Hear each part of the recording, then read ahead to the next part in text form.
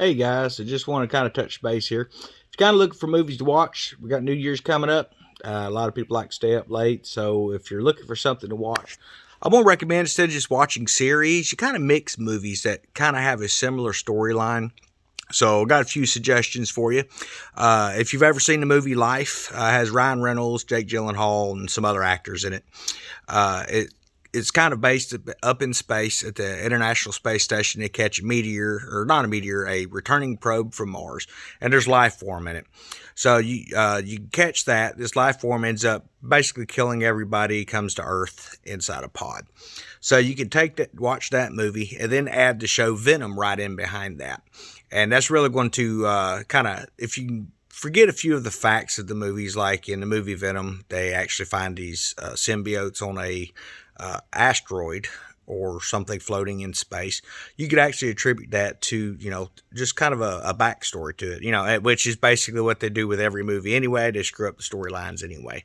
So, but yeah, watch Life, then watch your Venom. And then if you really want to watch Ultimate Carnage, you can get that and watch it. I don't highly recommend that particular extension of the Venom film, mainly because they really botched it up pretty bad.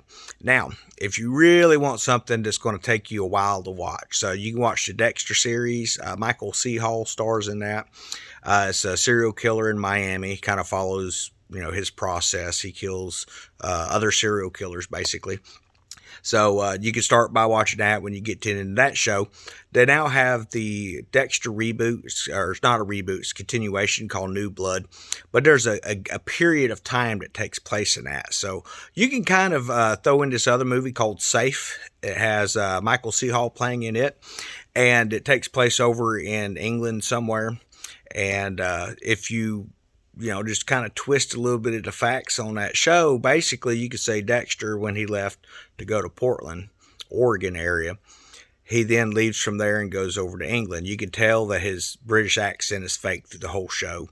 Still a good show. There's a lot of killing and stuff going on. They're trying to find a killer and people getting framed constantly. So technically, you could say that was just Dexter. He's still Dexter. He's just going by a different name. And he's still killing people, and he's setting people up as it goes along the way. And then you can get into the New Blood series once that's over. It's like 7 episodes. It's not a very big movie. It's a little mini series, but definitely worth watching. And then you can throw New Blood in after that. But just some suggestions. I like to take different movies and stuff, kind of switch up the plots. Like, Harry Potter film, I think most people have seen some of those.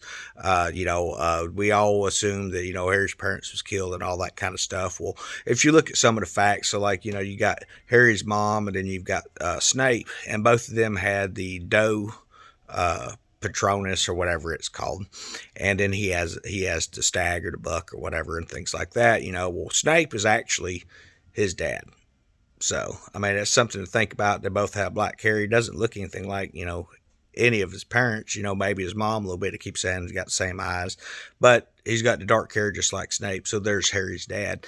And you can actually, if you go from that, the story takes on a new meaning. But if you watch the last 3 episodes of that show and you come to the realization, and this was been in kind of the press, that the actor who played Harry Potter, I don't know what his name is, Daniel or something, I don't know. Anyway, this guy was like drunk and on drugs through most of the filming, apparently. And you can actually tell it once you realize that, and you kind of watch it. He's kind of staggering around. They're kind of guiding him on the set. They kind of played it into like he's being really, manipulated or affected by his connection with Voldemort.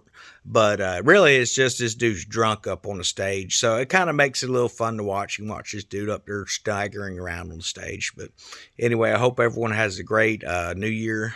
Enjoy time with your family.